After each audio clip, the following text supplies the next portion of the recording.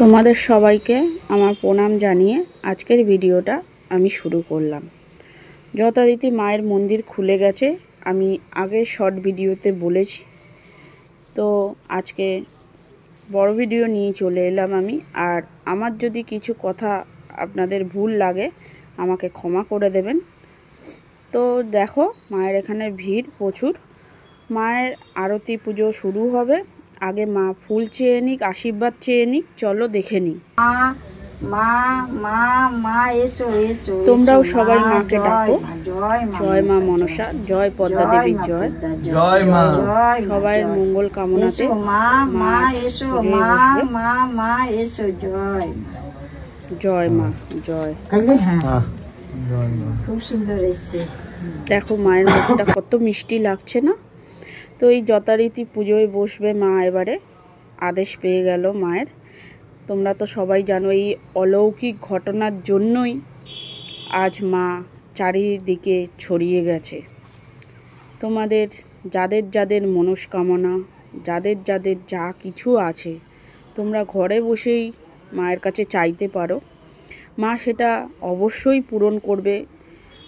বহু মানুষের পূরণ করেছে, তোমাদেরও করবে। করার পর সাধ্য মতো তোমরা মায়ের কাছে গিয়ে পুজো দিয়ে আসবে। আর কিছু প্রশ্নের আমি উত্তর দিতে এসেছি। কোনো কাজ করার জন্য একজন জিজ্ঞাসা করেছে যে কত পয়সা লাগে। দেখো, মা তো পয়সা চায় না, মানে জেনার ঠাকুর, সেই মায়ের কথা যিনি আরতি করছে, তো পয়সা চায় না।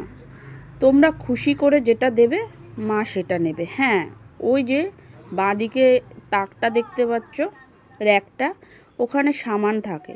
ওই সামান বড় বড় কাজের জন্য যদি দেয় তখন কিছু টাকা নেয়।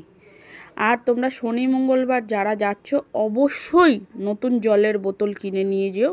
মা পুরনো জলের বোতলে পুড়িয়ে দেয় না, নতুন সিল করা বোতল যেটা থাকে দোকান থেকে কিনে নিয়ে যেও। গেলে মা পুড়িয়ে দেবে। ওই জলটাও তোমরা খেতে পারো। আশীর্বাদী ফুল আনতে পারো, সেটাও তোমরা রাখতে পারো।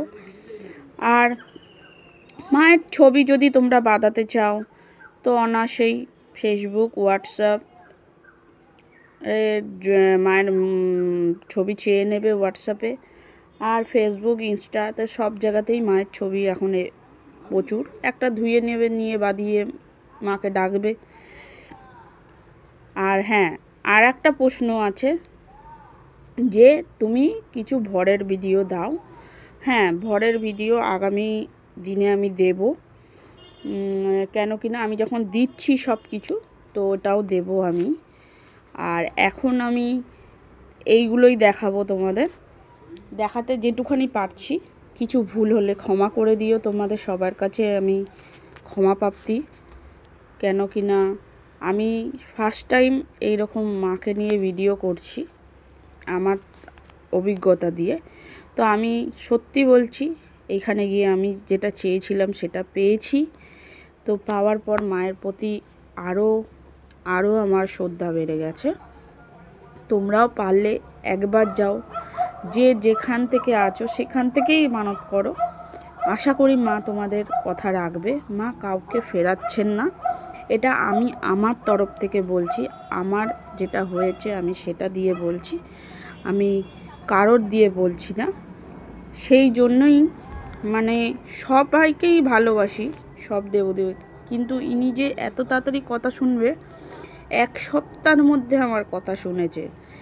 একটা সপ্তাহের মধ্যে আমি মানে মিরাক্কেল বলে না, আমি ওই রকম হতভম্ব হয়ে গেছিলাম। আমি বুঝতে পারিনি, খালি আমি গিয়েছিলাম ওখানে।